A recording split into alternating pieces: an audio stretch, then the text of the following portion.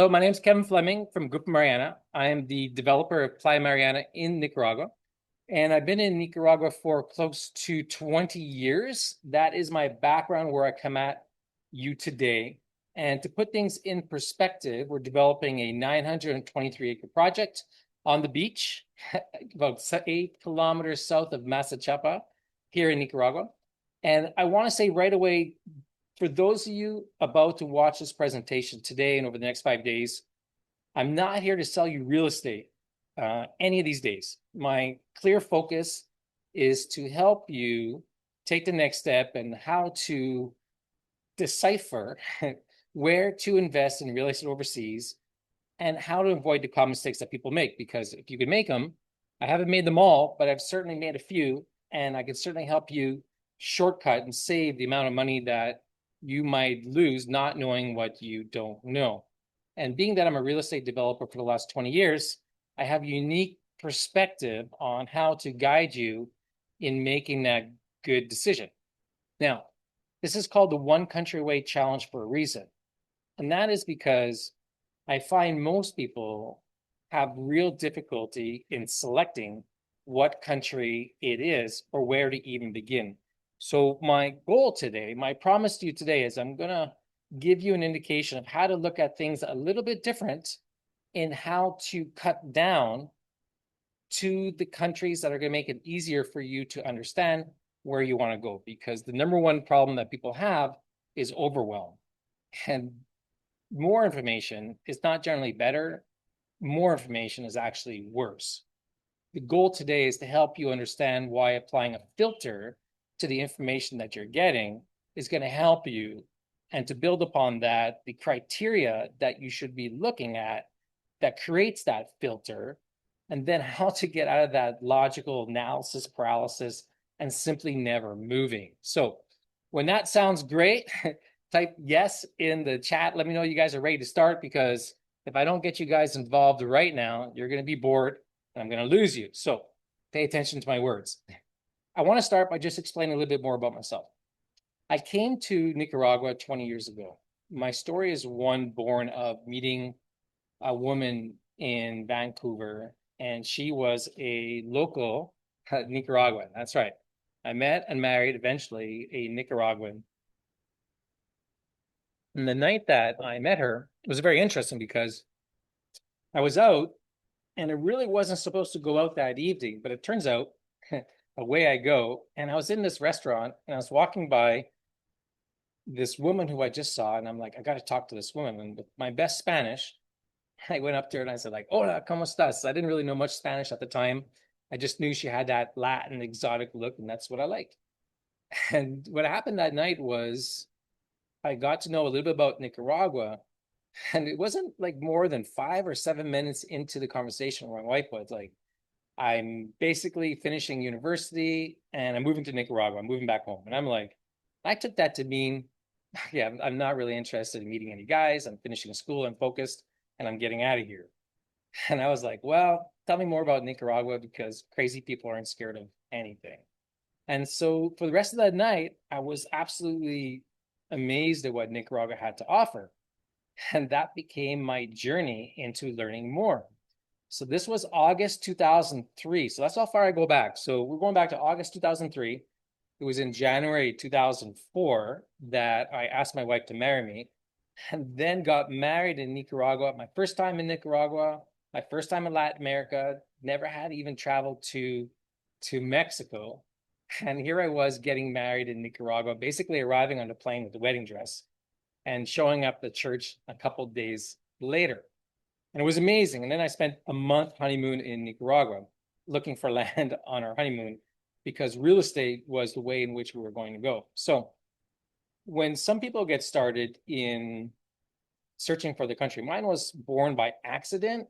It wasn't one whereby I had done years and years of research, and I knew that whether it was the Pacific side of Mexico, or was going to be the Caribbean side, or the Baja, or whether it's going to be Dominican Republic or in Panama or Costa Rica, I had no idea. I just didn't have an idea. So I fell into Nicaragua backwards, ass backwards, you might say.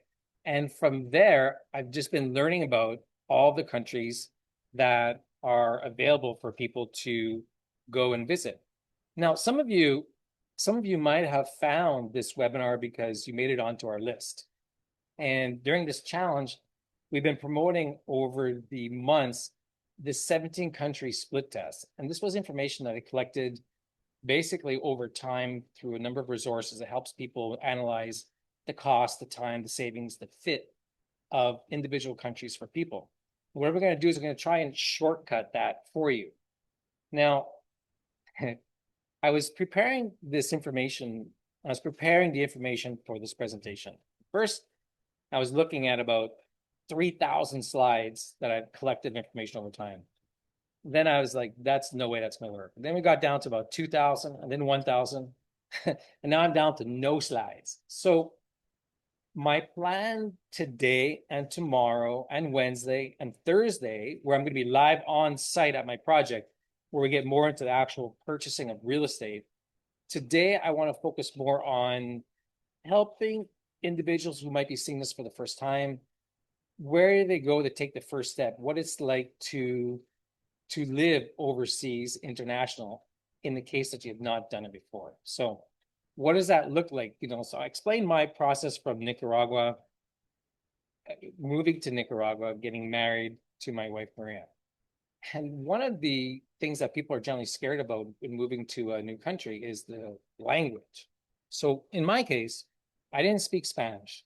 So you have to understand, in my background, I was working in a corporate career for 13 years. And I was really happy. So I can't be here to tell you that I was unhappy and I found this place and I had to escape. My story is not like that. But for some of you, it might be. So the question becomes, where do you move to? Language is going to be important. Here, I didn't speak Spanish when I started. When I moved to Nicaragua, I didn't have any friends. I didn't have any family. I didn't have a job waiting for me. I was broke from having a wedding in Nicaragua. So we were really starting from scratch. So when I say that, my story is one of just, you can do it, I guess, is the presence of this challenge here for you, is to take the next steps so you're able to move forward and just feel confidence about what you want to do, it is that you can do. Now, you might be here. You might be here because, one, over the period of time, you generally fall into about 3 or 4 categories. One, you might be a retiree looking for that place where you want to retire into the future. Two, you're simply a real estate investor looking to park some money and some capital out of the country. You may be a little bit of both, a real estate investor, and you want to enjoy your place every so often, maybe once or twice a year or twice every couple of years. And you're looking to make some cash flow whereby it helps to mitigate the expenses that you're going to have. You might be a real estate agent looking for more listings. That's generally where you'll fall into those categories. And each individual, whether it's a newbie or you're experienced, you'll come at things from a different angle. Now, recently I had an interview done, and it was a whole bunch of questions done on the lifestyle of what it's like to live in the country. So when that's of interest to you, I'm just gonna look at the chat right now.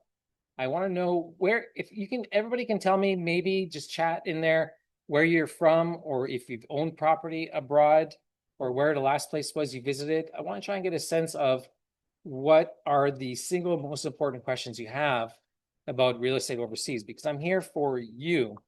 And the goal over the next 5 days is to treat you like you're in my home.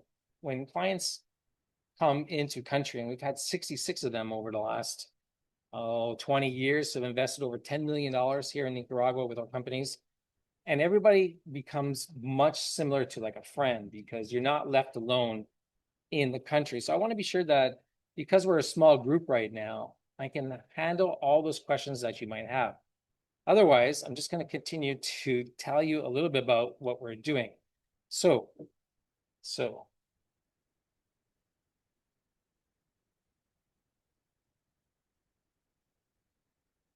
being and traveling around the world, I've had the opportunity to stand in front of audiences and present Nicaragua to the world.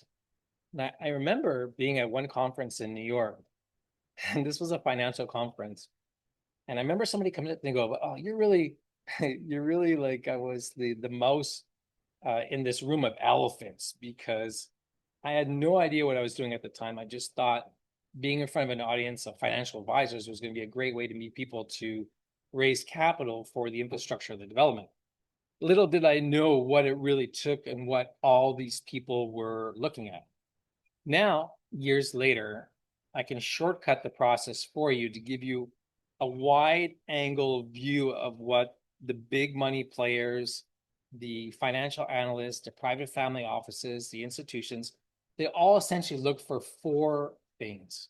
What are those four things? One is the safety of the country. Two is the location and access. Three is the tourism opportunities in the country. And four is the foreign investment. Those are the signals that people are watching for with big money and capital to come into a country. Now, there's something to when you're not sure where to invest, follow the money. I'm not sure if has anyone ever heard that saying, follow the money before? And there is a lot of truth to that. And certainly in real estate, it does hold true as well. The flip side of that is there are times where you're watching where the money is going, but by the time you decide to invest, you're no longer really getting in early. You're more looking at the leftovers. So the purpose of this challenge is not to guide you towards buy early, buy pre-construction. This is where we're going to make the most money. You certainly will, but that's not this purpose because everybody is going to be different of why you invest. For example, I wouldn't guide someone towards a real estate purchase and a pre-construction development when looking to retire in 2 years. That would not be a good idea. Somebody who's in their early 40s to early 50s and looking for an investment property to park some money, they don't need the money, it's not doing anything, they have a long-term horizon, yeah, pre-construction, that's for you. Okay. So everyone's going to be a little bit different. The retiree might be looking at real estate, not from the point of view of investment, not from the point of view of that's a great condominium. They might be going to bed at night, and the only thing they're thinking about is they're worried that they're going to outlive the money that they have left. So they're looking for a place where the cost of living is going to be lower, and therefore the criteria will change. So in this particular challenge, there's not one answer that's going to fit everybody, but the one thing that will apply to everybody is this. When I said earlier that most people collect information and collect information and collect information, it literally leads to just overwhelm. And the way I like to put it, in the case you're sitting right in front of me, I would tell you, you need to start eliminating countries more than you need to start looking at more countries. And I'll give you an example. I have a buddy, Mike, who's staying with me. He's on the line right now. And I used an example with him just a couple of days ago when I was talking about this challenge. And I was like, you know, I can take probably almost anyone looking at 100 countries and get him down to one country in about 3 minutes. And some of the questions you would ask are very simple to start eliminating hemispheres, eliminating countries, eliminating regions really, really fast. So I'll give you an example. Let's assume you're somebody from North America, lower half United States, or maybe even from Alberta, like Reg. And I would ask you, what culture are you most interested in? Do you want to move into a culture where you speak in Chinese? Do you like Vietnamese, Filipino, Spanish, French? And very quickly, you're going to choose a country whereby that culture is located. So for this example, let's use Spanish. So there's really two regions where you're going to move to learn Spanish. Either you're going to be in Europe and Spain primarily, or you're going to be in Mexico, South Central America. So the next question would be, well, if you want to go to Spain from, let's say, Alberta, that's going to be like a 10-hour flight. Or if you want to go to Nicaragua, you could be there in 8 hours. So how far do you want to fly? And of course, Europe is more expensive with the dollar and the exchange. So someone might say, no, I want to stay in the Western Hemisphere. Okay, very good. So you just eliminated about 50 countries out of 100. Now you want to stay in the Western Hemisphere. You want to be in Mexico or South America or Central America. Well, now you're down to Mexico and 19 countries between Central America and South America. So you're at 20 countries now. Now, some people like Mexico, some people don't. Some people like might find South America too far. So let's say you want to go into the region of Central America because you're looking to get more value for your dollar. So that's not going to be Mexico because Mexico is played out and certainly more expensive. You can find lower price development areas in the country, but not in a real estate development standpoint of view. From a real estate standpoint of view, and getting into a country with a cost of living, now you're into Central America. Now you can start applying the filter a little bit more closely with safety and access and tourism and foreign investment and start peeking into each one of those countries. And very quickly, you'll eliminate the countries that are unsafe. And then you'll quickly eliminate the countries that have been on the market for a long time, like Costa Rica and Panama. And what you're left with is not very many options. And so you can go from 100 countries down to three really fast when you know what criteria it is that you want to apply. So my advice to people, there's one thing to take away from this challenge day to day, and we're just getting started. It's simply choose the language and the region first, and then ignore every other country afterwards. Because it won't matter what you compare Vietnam to Panama. It won't matter what you compare the Philippines to Mexico. If you have no interest of going to that side of the world, it just creates confusion for you. So the way in which you move forward to get rid of that analysis paralysis is by applying that filter and the criteria.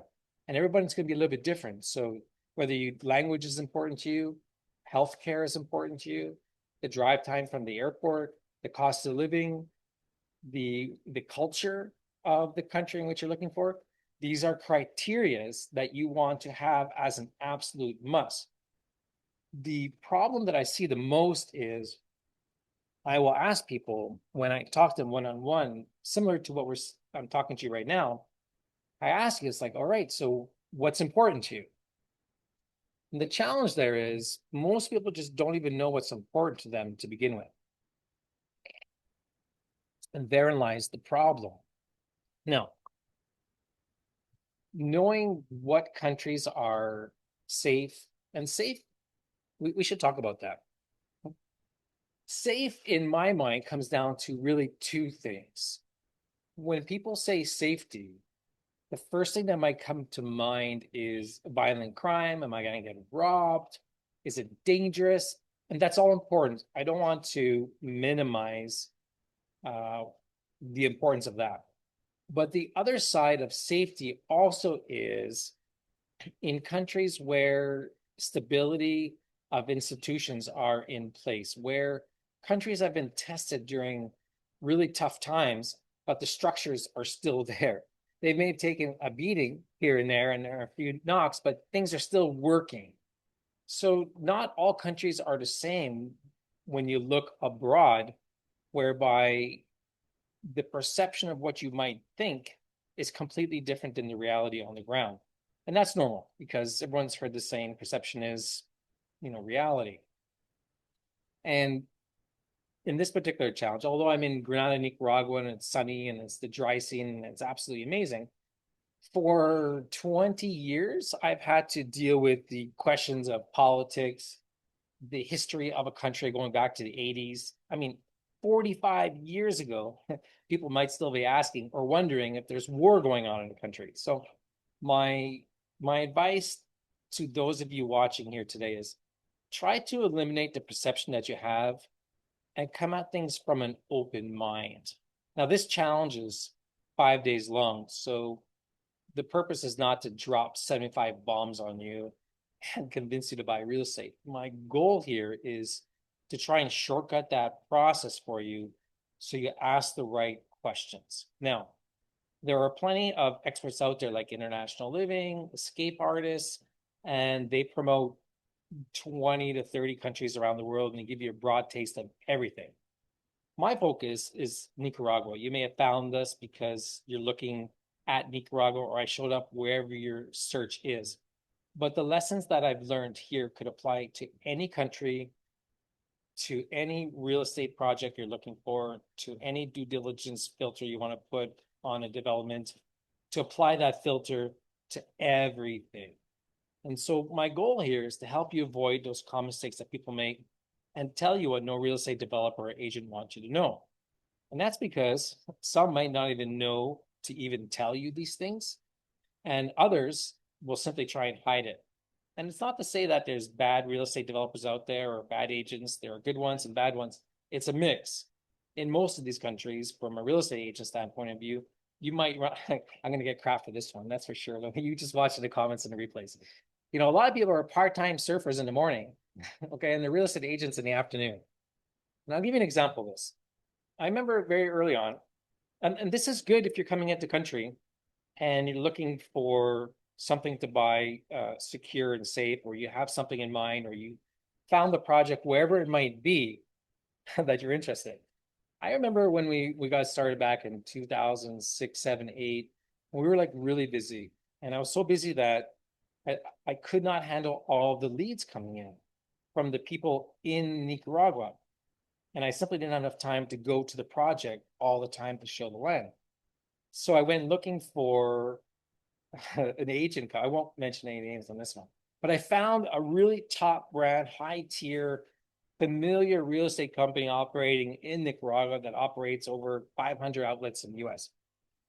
And I remember signing up with them and negotiating what the commission was going to be and what their responsibilities were going to be. And I was going to direct leads their way. And I would get emails and then I would just forward it to these people because they were interested in coming into the country. And so it was about a month or two into this agreement that I found out that I'm like, I've been sending all these leads to these people, but these people aren't coming to the project, but I know they're coming into country. So I decided to investigate and start calling around. And what I learned was the agents in the country who the clients went to when they actually came into country, they were showing the people properties that were simply closer to the office. So instead of driving an hour and a half or 2 hours from where the office was to our location to show the individual the property they came to the country to see, they would take them to the closest property where they had a higher commission and it was just easier to get to and faster. And so when I learned of that, I was like, oh, that's no good. So I basically canceled all opportunities for real estate agents outside of our company to look after the sales of property at our land. But you need to watch out for that because agents themselves may not know all the details of the project. They simply have a commission in mind. They might tell you what you want to hear. In fact, they might tell you stuff that they don't even know the most recent update. They're just showing you what's close. And so you got to watch out for that. All right. So that's one mistake you want to be careful to try to avoid, which is basically falling into one real estate agency only. Now, as a side note, there are some things that might make things difficult for you to put into practice when choosing what country to go to. And it's this. The one thing you have to keep in mind is, and the importance of that filter and coming to the criteria, when you start to go into country and doing your site visits or your investigation, whether you're going to like this country or not, it's going to become really, really expensive because you can spend easily $1,000, $2,000 with the hotel, $3,000 with transportation. And I don't know how many of you are prepared to spend 3-4 days in country, $3,000 or $4,000 per country, and go see X amount of countries to do your due diligence. And that's taken into consideration that you know exactly what your due diligence should be and the list of items that you want to check off. Later in the week, we're going to get into the most important things for you to know about buying property safely. That's not for today. I'm going to save that for maybe Tuesday or Wednesday. But when you follow along in this challenge, the goal is to walk you through the process to the point in which when you come into the country, you already know what country to choose because you already chosen the region. But when you come to country, you're well prepared to ask the right questions. In fact, you will know the questions, what to ask before you even come into country. And that'll help you define how many projects you're going to see in the country. I'll give you another example. When you come in for a 3 or 4 day trip, you could pretty well bank upon the one project you're interested in the most may take you the entire day just to fully vet that project. And when you're in the country, it's going to take you at least another day just to experience a small taste of what the culture has to offer. So when you do your site visits or you come into the country, you're going to be here for at least 3 days. Now, in the case that you want to go see other projects in the country, understanding the driving distance is going to be important because they make for long days. So I'll give you an example. A couple months back, in November, I went on a complete tour of Nicaragua. I'll just use Nicaragua as an example because that's where I am, that's what I did. And it gives you an indication of what can transpire, whether it's in Panama or Costa Rica or Vietnam. I went to go see 4 projects in one day and 2 cities. And we were on the road for 12 hours. And in each individual project, we were maybe there for maybe a half hour, except for one that we had lunch for an hour. And that was barely enough time to even just see the property. We didn't meet nobody. We just went and drove by and drove in and drove out. And I tell you this because when people come into country, to properly do your due diligence on a project, you'll need a full day. So the thought process of I'm just going to drop into a country and I'm going to swing by the project, I'm going to take a look what's going on, it's not going to do you any good unless you're buying something that's already built. But having said that, there are things when you buy stuff that's already built, you're going to want to be aware of also. Now, I want to look at the chat. Reg, you asked this question, security of purchase. When you say that, because I can take this opportunity to answer that questions now. Can you clarify a little bit more? Is that more title? Is your deposit an escrow? Give me a little more taste of what that question is, and I can answer it right now for you since we're here.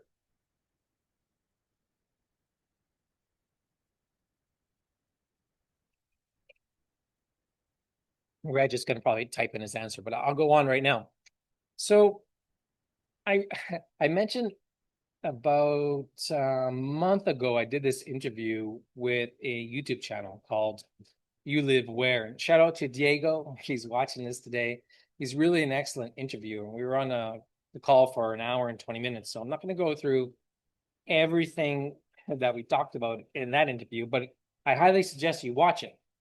But one of the core things that I took out of that interview for the individuals that were listening that I wanted to impart upon the people looking at real estate overseas as a purchase is it's a very personal thing. It's not going to be often where you're going to spend $100, $200, $300,000 on property. So understanding the details of what it takes is very important. Now, in my line of work, I can tell you part of buying properly securely overseas is most people don't know what questions to ask, and it's understandably. I'm just reading what's Reg, the stability of the institutions, who has title, what is the legal system, is it common law? Okay, right. So those are really detail specific to each country. Okay, I get where you're coming from, Reg. I'll come back to that a little bit. I'll follow along my train of thought here, and I'll answer that. Because this is the part where I tell you where no real estate or developer wants you to know. How do I come at this? There's in every country, in every development, for every developer, for every website you see, for every email you receive, for every webinar, challenge, presentation like this, there's really always 2 worlds going on. Okay. There's the world you see, okay, and then there's the crap you don't see.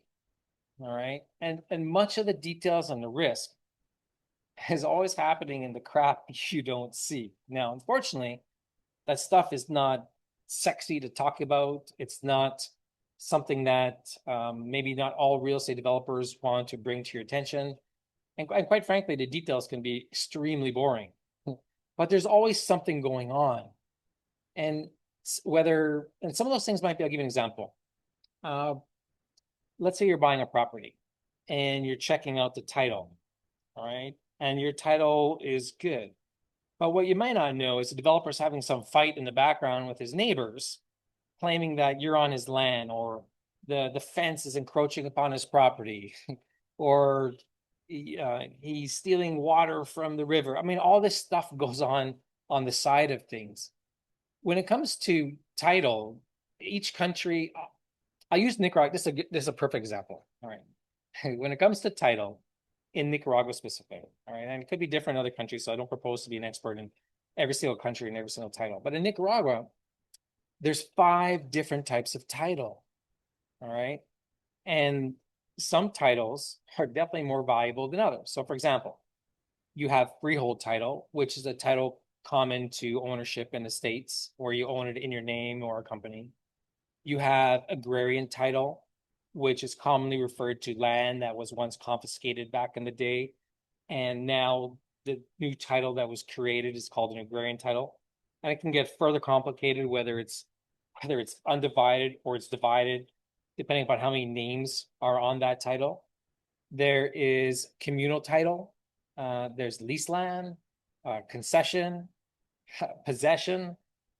Each one of those have different values. So, for example, concession property. In the country, the concession property is like lease land. And I myself have spent over $400,000 on a concession lease land type of title for a beach house, and it's absolutely fine. But you never really own it. You can sell the concession to somebody else, but you never really own the land outright to transfer onto the heirs. You're always some municipality or a different part of the country that's going to own that property. You have possession land. These are titles born from people who, for lack of a better word, were squatting on a property for a period of time. And because no one challenged their rights to be there, they've now gotten possession of the property and they're recognized as owners of the land, but they might not even have a deed or a title. And then, so going back to freehold title, for example, uh, the first property that I bought, you want to talk about experience. The first property I bought when I came into country with my wife, which was a story in itself. I told you we got married in Nicaragua, but it was about a month that we got back in December. Then after Christmas, my wife and I were talking. It's like, yes, we're going to get involved in Nicaragua. We're going to go to move to Nicaragua, but I'm going to give up this job of 13 years. What am I going to do in the country? I'm a Canadian. I can't go work in the country. Kind of broke. So it was, well, let's go look for some real estate. And so that's what she did. Now, she went looking, she left. Can you imagine a picture? I just got married in November and she left in January and basically never came back. And the details of the story are a little bit longer, but on her trip to Nicaragua looking for land, she found some land. And then she found some more land. Eventually found some land that we wanted to negotiate a purchase. And that's what we eventually did. We negotiated this 17-acre parcel of land that we can buy in pieces over time, and it was over like $1 million. The title was freehold, so it appeared. We hired one of the attorneys, not just any attorney. In fact, what was really important to us at the time was buying a title that could further get title insurance. And at the time, it was First American Title Insurance Company that was operating in Nicaragua. So we were like, all right. We called up the representative of First American Title Insurance Company. And we said, like, who are your approved lawyers to check on title? So we got a number of their approved lawyers that they would accept the research done by the lawyer to give to the title company. That's what we did. So the research was conducted on this title, and then we proceeded to buy it. And then once we bought it, we got the title insurance on the property. So this happened between June and November, buying parcels of land slowly while creating a master plan behind the scenes. And so you would think everything looks good. You check the title, the lawyer checked it, you got title insurance on the property, like everything's great. But it wasn't till about February that we got this message saying somebody was claiming that we were on their property. And we're like, oh, great. Okay. So what you do is when that happens, you basically contact the title insurance company because they look after everything as part of the policy. So you somewhat lose control over the situation because they get involved. That's okay. You want that. You want that to some degree. So they got involved. Now, what happened was, this is where things get interesting. Lessons learned. Uh, we had put down the claim that somebody else was um, had rights to that land, but what it discovered was a defect in the title. I'm like, oh, you got to be kidding me. And so we had to stop the sale of all our properties and start to investigate more of what was going on here. So, long story short, it took close to 2.5 years and about $200,000 to $300,000 to resolve that problem. And what happened in that location, to give you an idea, was we knew that the land that we were buying was once um, confiscated by the government. But there was a decree that gave the municipality authority to sell the land. And the person who we were purchasing the land from, he had been there for 10 years. So there was this nice decree from the government signed by the top authorities and the president. We had the confidence that the person had been there for 10 years and everything was great. But as it turns out, the location of everything, everybody made a mistake in the map. The map was messed up. The title was located elsewhere. So going back to legal systems in place, Reg, circling around to some of those legal systems in place in Nicaragua, using this example and taking it to the end, there were a lot of properties that were confiscated back in the 80s.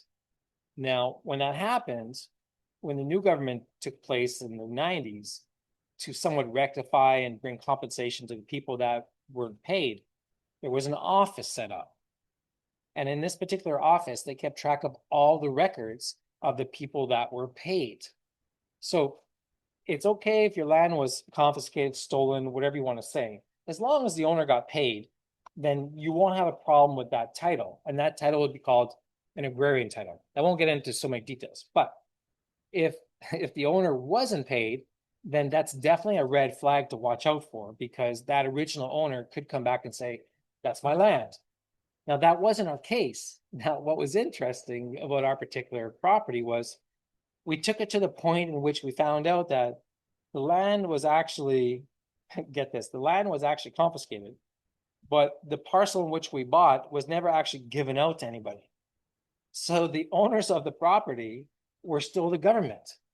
Okay, so this presented a challenge. So we were talking to the title insurance people, and they were like, well, there's a risk going to the government that they'll be like, okay, well, thanks for letting us know that, that's our land.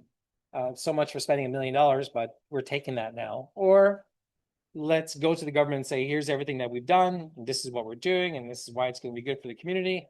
And give us permission to be here. Even though it's your land, now we have 10 years of possession history from people that were there before, plus the 10 years, well, not 10 years at the time, but close to like 4 years at the time that we were there. So let's just continue now. And that's what ended up happening.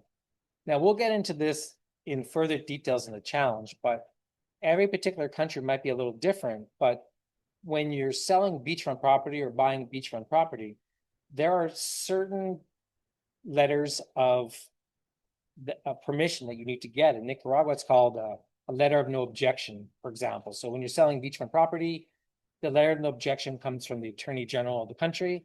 And it basically says, we got no issues with you selling this beach land. It's yours. Go forward. Fine. Okay. And that's how we ended up solving our problem, is by getting those letters of objection from the government that they had no issues with us continuing on. But all of this is to say, when it goes to security of title, anything can happen, right? We had the lawyer check it, we had title insurance, and he still ran into a problem. Okay, like this. And this can happen anywhere, not just so much Nicaragua specific. This just so happened to be my first my first experience.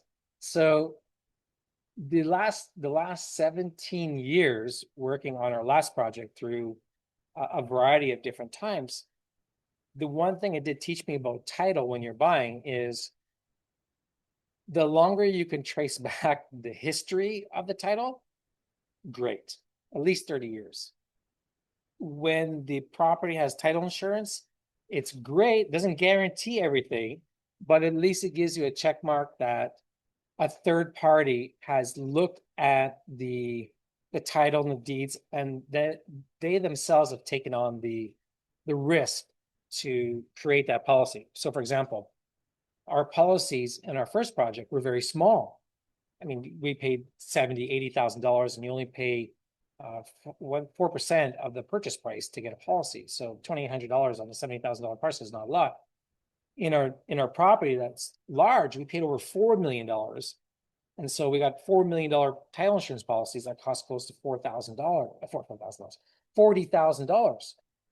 And I learned my lesson the first time. So when it comes to title, from a development standpoint of view, at least in Nicaragua, I went one step further. I'm like, well, I learned my lesson from First American the first time. So let me see what other carrier is in the country. And so we went to Stewart Title Guarantee that was operating in Nicaragua at the time. And these title companies, First American Title Insurance Company, Stewart Title Guarantee, and other title companies operate across Latin America. Some may or may not still be in the countries, but that's where you're going to go to get title insurance. And you'll do that after you purchase the property.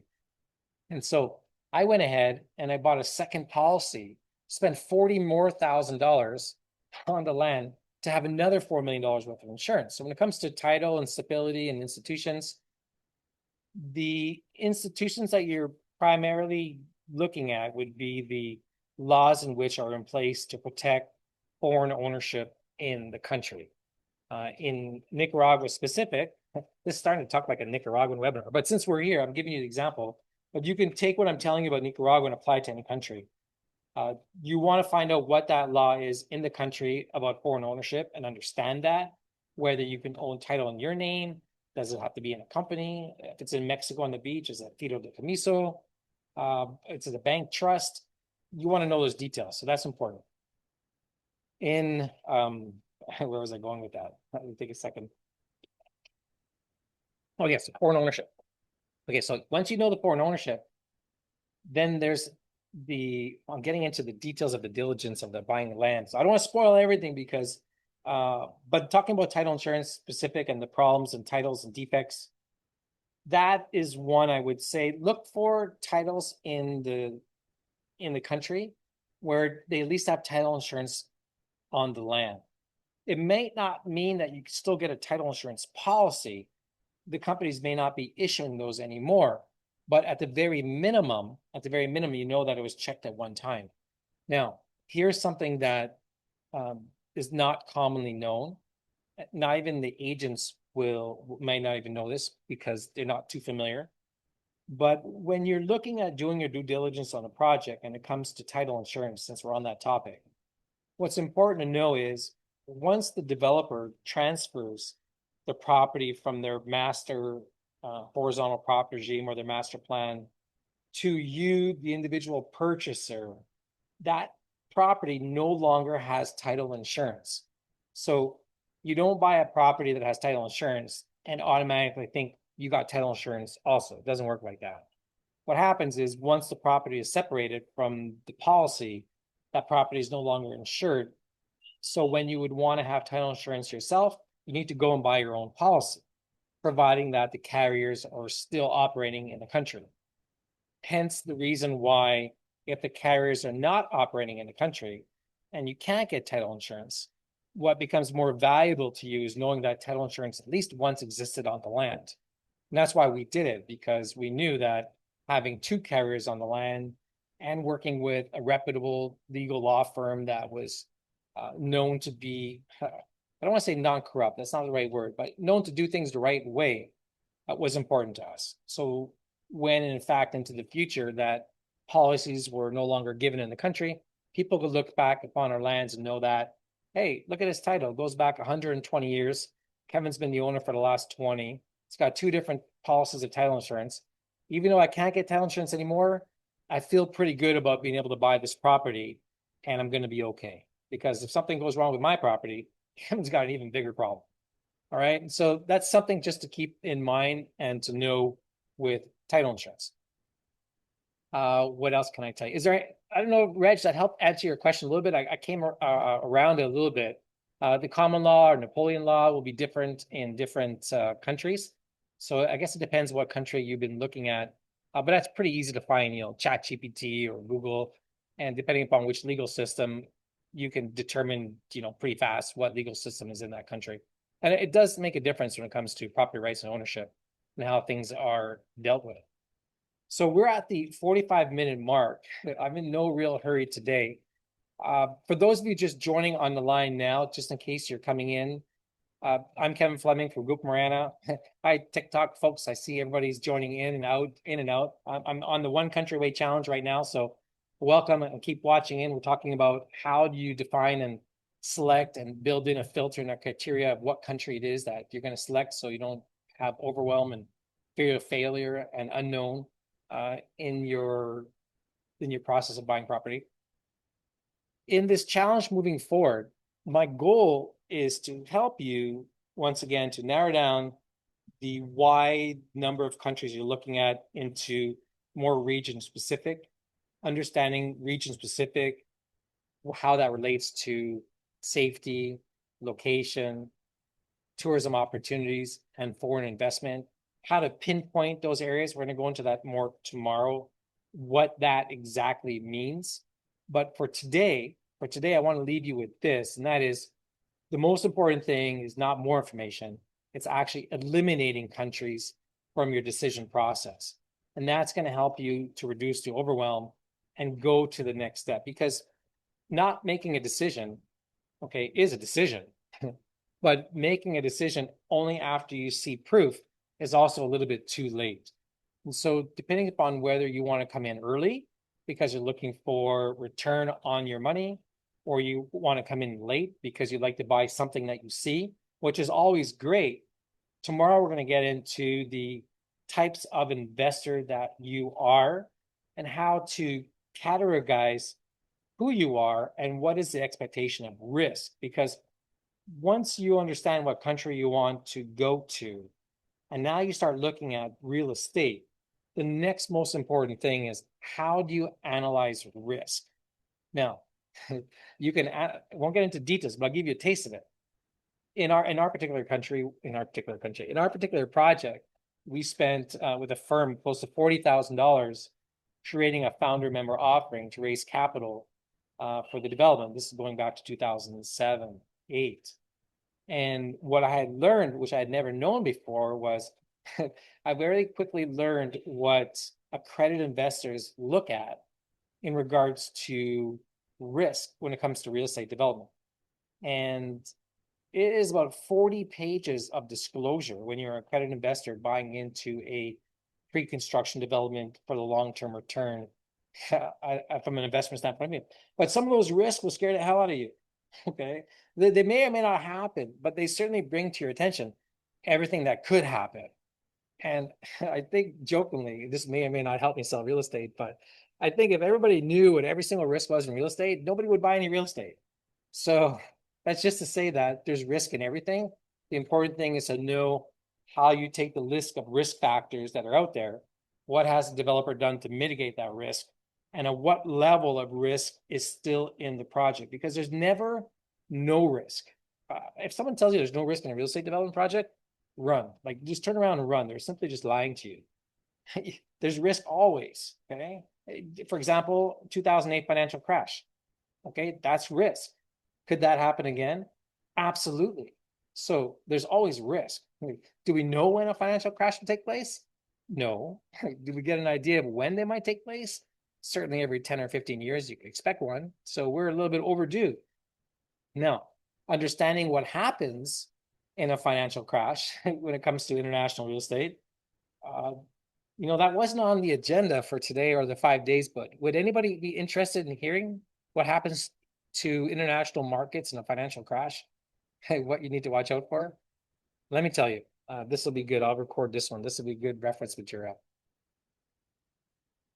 Let me tell you what happened in Nicaragua and around the world. In 2008, when the financial crash took place, it exposed a lot, all of the weaknesses in a project when it comes to capital and financing. Now, not just the project per se. So, for example, For example, a developer might have had financing and started construction, and now he can't continue construction because the bank has simply stopped the financing. Okay, well, that's a problem. That happened a lot. What also happened was some of the financing that was done by private equity was done so much on leverage that borrowing from three other projects and the leverage that they had there was the leverage that they were using to fund your development, not mine, but in the essence, developments that were under construction. So when the financial crash took place, all the leverage in the system disappeared. So if you had cash, you were fine, but nobody was operating on cash when interest rates were cheap. Everybody was over leveraged. Now, what happened to the real estate was, of course, everything on the market stopped selling and there was a flood of product. Now, how that affects international real estate. So I won't speak so much in the States, but when you go outside the States and Canada, or let's say the primary Western nations and markets, in the international markets, things like this happen. In Nicaragua, for example, was an amazing opportunity in 2006, 2007, 2008, because people were buying product from $100 to $300,000, no matter what it was. But in countries such as Costa Rica or Panama or Mexico, starting prices were like 600, 800, a million, 2 million in the Caribbean. It was crazy. Nicaragua is basically 8x lesser a price for the same product under new construction. So money was flooding into the country. But what happened when the crash came was, let's say, for example, Costa Rica, our closest neighbor to Nicaragua, $1 million condo on the beach in Costa Rica was now 300,000 or $400,000. And that was the selling price in Nicaragua. So the selling price of $300,000, there's not a lot of profit margin in there. So it's pretty well at its max selling price of about $175, $225 per square foot. So no one is going to buy in a pre-construction market, sight unseen, not built, maybe not even all the permits, years out to complete, when you can get this thing 60 or 70% off. That's already built and it's just right there. So what happens in these crashes, or when the market tanks, you might say, is that you get this flood of inventory. And it's definitely when you have cash waiting on the sidelines and you can make that purchase of that product that normally is 2, 3, 4x more, good on you for having the money. But for individuals who are in the market, or in a development or in a pre-construction, this is a risk you need to watch out for, because what that does, until all the inventory is gone out of the market and it's been sold and snatched up, and now people are now looking for deals again, that's when the market starts to recover. So Nicaragua specifically, it took almost 4 years from 2008 to 2012 for the market to recover. Now, from a very personal standpoint of view, how did it affect me? Well, when we went back into the market to sell, you have to understand that people's perceptions and mindset have changed, right? The pre-construction notion of what to watch out for, be cautious of what you're buying, the mentality changed. So we saw projects in the country going back into the market in 2011 and 12, and all they did was simply try to pick up where they left off with plans in which they had, and go ahead and start marketing at the price in which they needed to get, and failed miserably, sold nothing. And I could foresee that taking place. And so the decision I made, which was difficult, was we had already spent about $2 million in plans and all the development and construction and everybody's dream projects of all the global team members that we had. And basically, open the drawer, put it back in, and start all over. And the product we developed was developed around a price point. So back in 2011 and 12, the price point still was how you go back into the market with product $100,000 to $300,000 range, which means you need to back into that with the sizes of square footage. And that's important. It's important because the last thing you want to do in a development, or the last thing you want to do buying into development, is end up in a ghost town or with structures that are half built or can't be finished, because it depreciates the value of the property.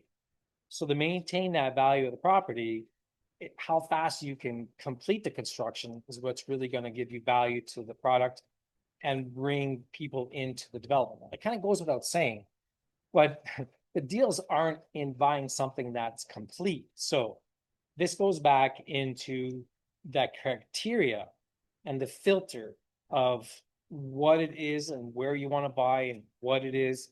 So whether it's language or flight time, or it becomes title and title insurance, or it becomes built or non-built, these are really strong criteria factor to start eliminating a lot of projects right away. So in the case that you don't have an appetite for pre-construction, for example, you shouldn't be looking at my project or any project for that matter that is not finished. If you want an appetite for finished product, don't think in your mind that you're going to have get in early pricing, because that's simply not going to be the case. So aligning your expectations with reality is really, really important. What I find when people come into these Latin American countries or countries overseas is their disillusion, their idea on expectation of reality is, for lack of a better word, out to lunch. It just doesn't match. And that's okay. That's okay. That's where I come in to try and help guide people on the right track. So I'm kind of a nerd geek when it comes to due diligence and doing things right. Very early on, the way in which I come at this challenge from you was I was a nobody in Nicaragua. I knew nothing about real estate development. I just figured, why not hire the best people under a North American due diligence framework of disclosure and securities, and bring that level of security and raise the bar really high, a lot higher than anything else that was taking place in the country at the time, to give people confidence, people meaning foreign investors, when buying into a country in which they've never done before. Or even had they bought into a country, whether it be Nicaragua or outside, the level of due diligence that they could see would be unmatched and give them comfort and security in buying land. So that's the framework in which I developed and spent over $10 million in the country of Nicaragua to build that framework. And so the challenge in how we go forward is about teaching you about this due diligence. I'm going to tell you exactly the good things and the bad things and crazy things that happened to me, stories that you wouldn't even believe. Everything from stabbing yourself with rebar, slipping on land, to being held hostage and ransom for land, if you can believe it. Okay, it's happened, and everything in between. So I've been through a lot, and I'm certainly, for those of you watching here today, for those of you watching the replay, wherever you're watching it, for those of you watching years from now, as you move forward into different days of the challenge, the goal here is to tell you everything I know about due diligence, to share with you the stories that have simply taken place and happened to me, what I would do to avoid them in the past, things that I would do exactly the same, and what you can do to best protect yourself so the investment that you make or the country that you go to fits you. You don't fit that country based upon what someone else says about it. What's good for somebody else doesn't necessarily mean that's what's good for you. When you select that country that's going to be for you, it's you that has to live here. It's you that has to invest here. It's you in a financial crash that might have to hold that investment for 3, 4, 5 years, 10 years. Who knows? Depends on what's going on. But I'll take you through over the next days when you come back and watch more. What are the real important things for you to know that people simply don't think about? And how quickly logic goes out the window when the sun and the palm trees start swaying and the Tonya start flowing and the Florida Kenya 18 years start pouring. Who knows what's going to happen when you come into the country? But when you drop into a foreign culture, I can tell you one thing that's absolutely 100% for sure. You become a different person. Good or bad, I don't know, but you definitely become a different person. And certainly when there's no reception, depending upon where you're going to look at land, you change even further. You start to recognize the real you. And the one thing I can tell you about buying real estate overseas, when you're really buying it to experience it for yourself, is you're going to quickly come to really just tell yourself, like, I deserve this. And something happens when you drop into these foreign cultures that life slows down a little bit. For me, I like to say Nicaragua is a great place to come and unplug. Very much so. I know when people come here, Nicaragua quickly becomes their new favorite, their new different place uh, that they experience. And certainly, wherever you go around the world, when you immerse yourself into the culture, you really start to experience something real. Now your world is no longer digital because it's very easy to get stuck in your phone and just lose track of everything. So when you're watching this to the end, the video, wherever you are today on TikTok, on YouTube, on Instagram, on LinkedIn, the important thing is you're going to continue watching and joining us over the next 4 or 5 days because I'm sharing with you due diligence. I'm going to take you on one of these days to my project live. We'll see how the reception is at the beach and walk you around and show you what it's like to drill wells. I'm going to show you what it's like to put in roads. I'll give you firsthand experience talking to a civil engineer and topographer. I'll take you down the beach and explain titles and what's important when you're going to build for construction. I'll show you just because there's a well in a project. For example, here's okay. I'll give you a little tidbit. There's a bonus section, right? Comes to water. I'm not going to get into details of water, but let's assume you're buying a beachfront property, okay? And what's going to be really important, one, if there's water there. Okay, so let's say there's water there, but somebody might show you a well on the beach with a tank on top. But what they might not tell you is what is the pH level of that well? What is the solubility of that well? What is the salt level of that well? They might just say, we got this well and wonderful, great, we got water. But the really is, what is that water really good for? Irrigation. You're not going to be able to build or construct with it because the salt content's too heavy. So these are just small details, but you have to watch out for that because people will promote wells and water, but they won't show you the test results or the pH levels or how many parts per milligram that there is. So for example, we just did water tests in a well that we're running, and we tested bottled water that was 300 parts per milligram, bottled water that you drink. And our well is 283 parts per milligram. So really, really good. Higher is not good. 1,000 is not great. So lower is better. So these are just some examples that you'll find out over the next 5 days as I take you through some of the things that I've learned, whether it be through permitting, whether it be through construction, whether it be through financing developments, what to watch out for, the important things in a development that's under pre-construction or let's say almost finished, let's say a high rise, for example, if the HOA is complete or the elevator's in place or a building that you're taking over, you might be buying a condo in a building that's been there for a while, but little do you know the roof needs repair and you got a $30,000 assessment coming to you next year. All right, those are things that people might not necessarily tell you and leave out when you make your purchase. So we're at an hour. I promised an hour today. I could go on forever, but I don't want to lose track. So just to recap, today is about helping you understand that really more information is not better. You need to apply a filter. A filter needs to have a certain criteria, and very quickly you'll move from overwhelm and get away from that analysis paralysis, and you'll be able to wind down at least 100 countries down to 3 really fast in one day by applying criteria such as region, language, title, construction, finished, not finished. You're quickly going to get down to 3 or 4 countries, and that'll help you eliminate so much overwhelm and free your mind to move forward and start making decisions that matter, which is decisions to move forward in a way that's going to be productive for you. So I'm Kevin Fleming from Group Mariana. Thank you for watching this video to the end. Tomorrow, we're going to get into challenge day 2.